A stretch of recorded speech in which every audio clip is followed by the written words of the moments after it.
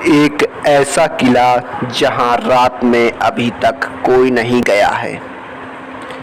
ऐसी दिल दहलाने वाली रहस्यमयी कथा जहां पुरातत्व विभाग भी हार मान चुका है। जी हाँ दोस्तों, आज हम बात कर रहे हैं एक ऐसे किले के बारे में जो एक रहस्य बना हुआ है।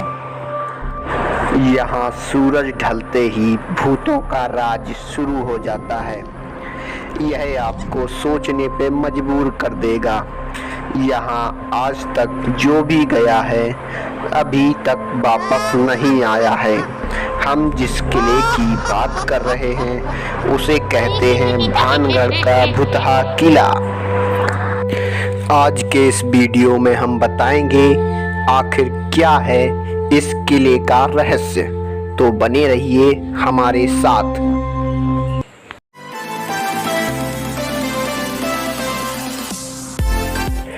अगर कभी आपने गूगल पर haunted place in India search किया होगा तो गूगल ने आपको सर्च रिजल्ट में भानगढ़ के किले का नाम जरूर दिखाया होगा। ऐसी मान्यता है कि इस किले में भूतों का वास है। कभी यह किला अलवर की शान हुआ करता था, लेकिन आज यहाँ सन्नाटा पसरा रहता है। इस किले को भारतीय पुरातत्व विभाग भी भूतों का डेरा मानता है। किले के बाहर लगे विभाग के बोर्ड में साफ साफ लिखा है कि यहाँ सूर्यास्त के बाद प्रवेश वर्जित है।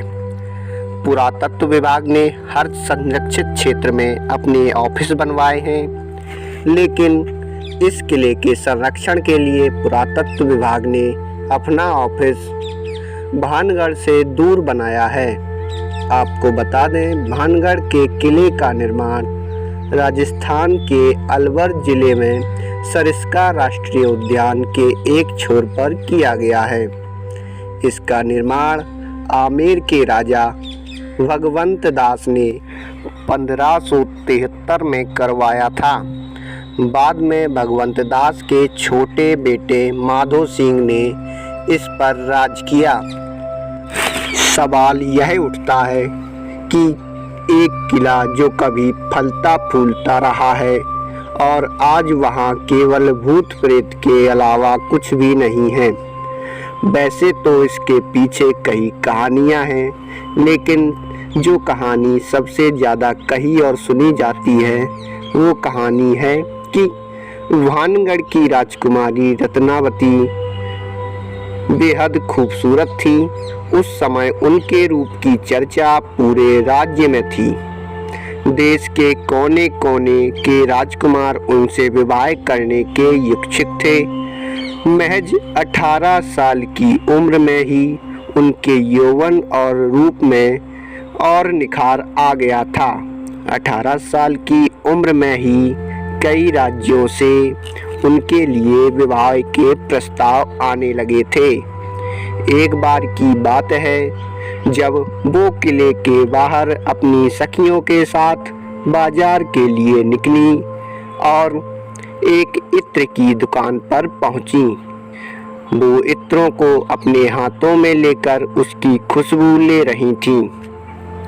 उसी समय दुकान से कुछ दूरी पर सिंधु सेवड़ा नाम का व्यक्ति खड़ा होकर उसे बहुत ही गौर से देख रहा था। सेवड़ा भी उसी राज्य का रहने वाला था। वह काले जादू का बहुत बड़ा महारथी था। ऐसा बताया जाता है कि वो राजकुमारी के रूप का दीवाना था, उससे प्रेम करता था। इसी कारण वो किसी तरह राजकुमारी को हासिल करना चाहता था।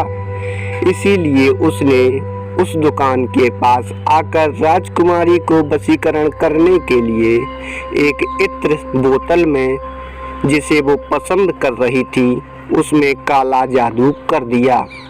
ऐसा करते हुए पास खड़े एक आदमी ने देख लिया, जो दरबार का बेहद ही प्रिय और विश्वसनीय था। उसने तुरंत जाकर इस बात की सूचना राजकुमारी को दी। इसके बाद राजकुमारी रत्नावती ने उस इत्र की बोतल को उठाया और उसे पास के एक पत्थर पर पटक दिया। पत्थर पर पटकते ही वो बोतल टूट गया और सारा इत्र उस पत्थर पर बिखर गया। इसके बाद से ही वो पत्थर फिसलते हुए उस तांत्रिक सिंधु सेवड़ा के पीछे चल पड़ा और उस तांत्रिक को कुचल दिया। मौके पर तांत्रिक की मौत हो गई।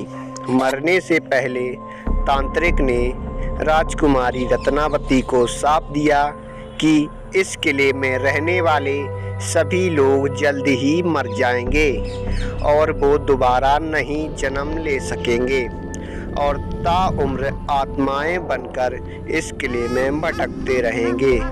उस तांत्रिक के मौत के कुछ दिनों बाद ही भानगढ़ और अजयगढ़ के बीच युद्ध हुआ, जिसमें किले में रहने वाले सारे लोग मर गए, यहाँ तक कि राजकुमारी रत्नावती भी उस शाप से नहीं बच सकीं और उनकी भी मौत हो गई। एक ही किले में एक साथ इतने बड़े कत्लेआम के बाद वहां मौत की चीखें गूंज गईं और आज भी उस किले में उनकी रूहें घूमती हैं। दोस्तों, आज का यह वीडियो आपको कैसा लगा और ऐसे ही वीडियो आप देखना चाहते हैं तो हमारे चैनल को सब्सक्राइब करें, वीडियो को लाइक करें और अपने दोस्तों के बीच शेयर करें। धन्यवाद।